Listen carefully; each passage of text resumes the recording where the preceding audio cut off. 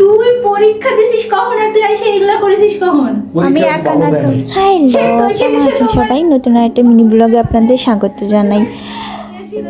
Video শুরুতে যেমন শুনতে পারলেন যে আমার পরীক্ষা ছিল ওই দিন, ডিসেম্বরের 30 তারিখ, 1 মাস আগের ভিডিও এটা। ওই দিন আমার বড় আপির বার্থডে ছিল।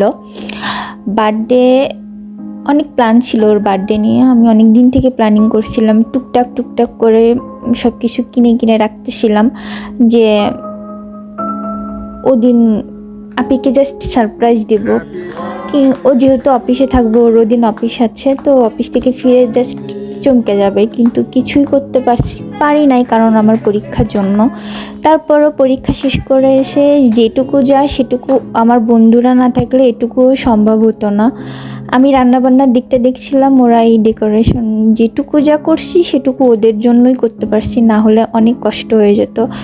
আর হয়তো বা পারতামও না এত কিছু, শুধুমাত্র হয়তো রান্না করে ওকে জাস্ট খাওয়ানো, মানে এটুকুই, আর কিছু হতো না। ভাগ্যিস ওরা ছিল, থ্যাঙ্কস তোদের। তো যাই হোক, কষ্ট হয়েছিল যেহেতু আগের দিন রাত্রে এরকম প্রেশার ছিল, আর ওর আমি কিছুই আগায় রাখতে পারতেছিলাম না, গুছিয়ে রাখতে পারতেছিলাম না, কারণ ওকে আমি টোটালি কিচ্ছু জানতে দিইনি, কিচ্ছু না। আমি আরও খুব আপসেট ছিলাম ওর সামনে যে হায় আমি তো অনেক কিছু প্ল্যান করতেছিলাম, কিন্তু আমার পরীক্ষা 30 তারিখে, ঠিক তোর বার্থডের দিনই, আমি তো কিচ্ছু করতে পারবো না, তাহলে কেমনি কি? তো ও বলতেছিল আচ্ছা ব্যাপার না, প্রতি বছরই তো করিস, এবার না হয় না করলি, পরীক্ষার থেকে ইম্পর্টেন্ট তো আর আমার বার্থডে হতে পারে না। তো যাই হোক, শেষমেশ সব কিছু ভালোভাবে সম্পন্ন হয়েছিল, এটাই সব থেকে বড় কথা। আর আপনাদের কাছে একটাই চাওয়া, আমার বড় আপির জন্য আপনারা মন থেকে প্রার্থনা করবেন, ও যেন সুস্থ থাকতে পারে, ও যেন ভালো মানুষ, এখন যেমন আছে তেমন থাকলেই চলবে। ওর মতো মানুষ হয় না, ওর মতো মনের মানুষ হয় না। তো আমি এটুকু চাইবো যে আপনারা একটু ওর জন্য প্রার্থনা করবেন। ওর বার্থডেতে ও অনেক ভালো, অনেক ভালো। ওর মতো বোন পেয়ে আমি সত্যি লাকি যে ও আমার বোন। আমার পরে যে কয় জন্ম থাকবে, আমি যেহেতু পরজন্মে বিশ্বাস, আমি চাইবো যে ও যেন আমার বোন থাকে। তো যাই হোক, তারপরে কেক কাটা পর্ব শেষে আমরা খাওয়া দাওয়া করে বেশ খানিকক্ষণ আড্ডা টাড্ডা দিয়েছিলাম, বেশ মজাই কাটছিল বার্থডেটা। আই গেস এর পরের বছর আরও ভালোভাবে করতে পারবো, তখন আর আমার পরীক্ষা থাকবে না। ওকে,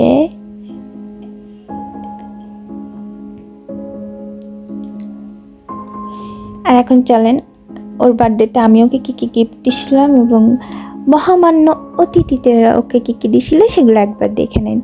এই 3 পিসটা আমি ওকে দিয়েছিলাম।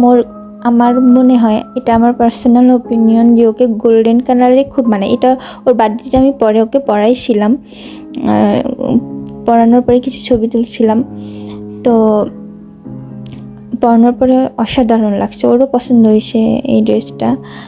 আর সত্যি বলতে ড্রেসটা অনেক সুন্দর। আমি যখন অনেক খুঁজতেছিলাম, ঠিক মন মতো পাচ্ছিলাম না, হচ্ছিল না, ভাবতেছিলাম আচ্ছা ওদিনের মতো চলে আসবো, পরে হয়তো আবার যাবো। এটা অনেক আগে কিনে রাখা ছিল, আরেকজনের কাছে ছিল, পরে ওর বার্থডে দিনই এগুলো আসছে বাসায়। তো যাই হোক, কিন্তু যখন বের হয়ে আসি তখন হচ্ছে আমাকে ও বলতেছিল যে, মানে অমিত বলতেছিল যে দেখো এই ড্রেসটা দেখো, এটা কেমন। ওই দুইটা ছিল দলের গায়ে পরানো, তো দেখে আমার ফার্স্টেই আমার মনে হয়েছে যে ঠিকই তো, এটাই তো আমার আপির জন্য।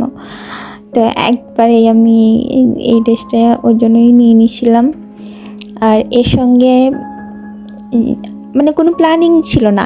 সব থেকে মজার ব্যাপার কি, আমি এটা আমার ফ্রেন্ড দিচ্ছে, আমার বান্ধব, কেমন করে যেন সব কিছু ওই জামাটার সঙ্গে ম্যাচিং হয়ে গেছে, জাস্ট লুক। এগুলো কিন্তু কেউ কারোর সঙ্গে প্ল্যানিং করে বা কেউ তো জানে না অ্যাকচুয়ালি কে কী কিনতেছে বা কে কী দিচ্ছে বা আমি কি দিচ্ছি, ওরাও তো জানতো না।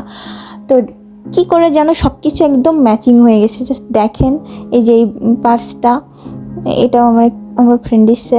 তারপর এইটা অবশ্য আমি দিছি, এটা আমি আগে কিনছি, হ্যাঁ ওই জামাটা কেনার আগে এটা আমি কিনছি। জামা পছন্দ হচ্ছিল না, তাই ঘুরে জুয়েলারি ওখানে গিয়ে আমার এটা লাগে পছন্দ হয়, এই জন্য আমি ওটার জন্য নিয়ে আসি। পরে এই পার্সটা আমার ফ্রেন্ড এসে দেখেন, এটাও কিন্তু ওই ড্রেসের সঙ্গে পেয়ার আপ হয়ে যাবে খুব সুন্দর করে একদম। দেন যে জুতাটা, ওটাও কেমনে কেমনে যেন গোল্ডেন কালার হয়ে গেছে।